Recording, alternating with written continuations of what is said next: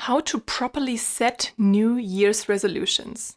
Or even better, how to set goals that I will actually achieve. If you have ever thought about any of these or a similar type of question, then that's perfect timing, since I brought to you the ultimate answers. Today, I will tell you what SMART goals are, why it makes sense to use this goal setting technique, how to actually set such goals, and how you can ensure that you achieve all of your goals. Make sure to stay until the end of the video to find out why the S, the M, and the T in SMART matters more than the other letters. Hi friends, my name is Lea and I know what I'm speaking about, since I do not only need to set and achieve very specific goals in my professional life as a consultant, but I've also been setting and following personal goals for the past couple of years in a very structured manner. So on this channel, I help you to advance in your personal development and professional career. So if you're new here, make sure to subscribe to the channel and activate the bell. In short, SMART goals are goals that are specific, measurable, achievable, relevant, and time-bound. The technique around setting SMART goals was first introduced in 1981 and is ever since used not only by corporates and managers, but also by people like you and me to set personal goals and objectives. And to actually reach those goals, they should be first specific. That means that a goal needs to be clearly defined and described in as much detail as possible. Just think about what you would like to achieve with your goal, who would need to be involved, or what steps you would need to take to make that happen. So instead of just saying, I want to read more or I want to become fitter, you should rather say, I want to read more books on self-development and the news. Or I want to be able to squat heavier and be able to become fitter on the road bike by the end of the summer. Also, SMART goals need to be measurable. That means they need to be quantifiable somehow, such that progress along the way can easily be captured and milestones be tracked. So to make your goals become impactful and traceable, attach a number to them. For the book example, you could say, I want to read one book on self-development per month and read the news at least 3 times per week. And for the other example, you could say, I want to be able to squat 100 kilograms and be able to cycle 200 kilometers at once. So SMART goals also need to be achievable, meaning they should be realistic. That's because your SMART goals should not leave you frustrated, but continuously motivate yourself to push forward. You might want to consider and reflect on your entire set of goals once you have defined them to see if in total they still seem to be achievable. But of course, you can and should definitely try to set ambitious stretch goals, because if you only aim for a 10, you might achieve a 9. But if you aim for a stretch goal of 15, you might still reach a 12, which is way higher than the 9. Further, your goal should be relevant. So think about the impact of reaching that goal and if it really matters to you or not. If not,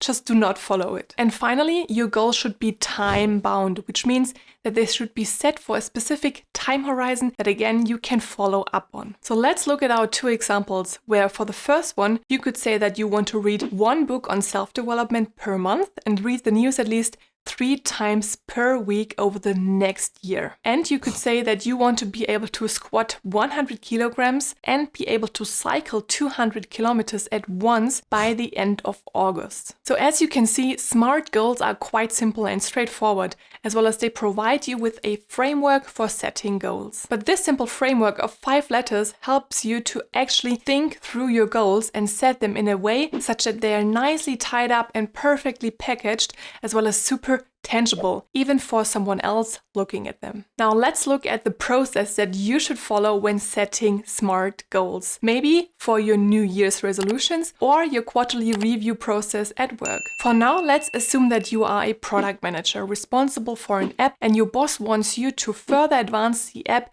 to get more users over the next year. So what do? Yes, of course, set SMART goals. First of all, you should think about how you can break down your overarching goals. So you could first say you want to improve the app, and second, you want to achieve user growth. Taking into account the principles of setting SMART goals as discussed beforehand, your 2 goals could look like this. I want to design, implement and launch 1 new product feature per quarter over the next year, and doing so, I want to achieve user growth of 5% per month over the next 12 months. So it's great that you now have SMART goals, but they do not at all guarantee that you will achieve them. What does is taking these SMART goals and translating them into bite-sized, tangible steps and activities that you can also track over a year, a quarter, or a month. And that's why the S, the M, and the T are the most crucial parts of your SMART goals. To ensure that you will eventually achieve your goals, you need to break them down into activities, individual milestones, and put them on a timeline. Only then you'll have your SMART goals translated into actionable steps that you can perform. So if you want to launch a new feature at the end of the first quarter in March, think about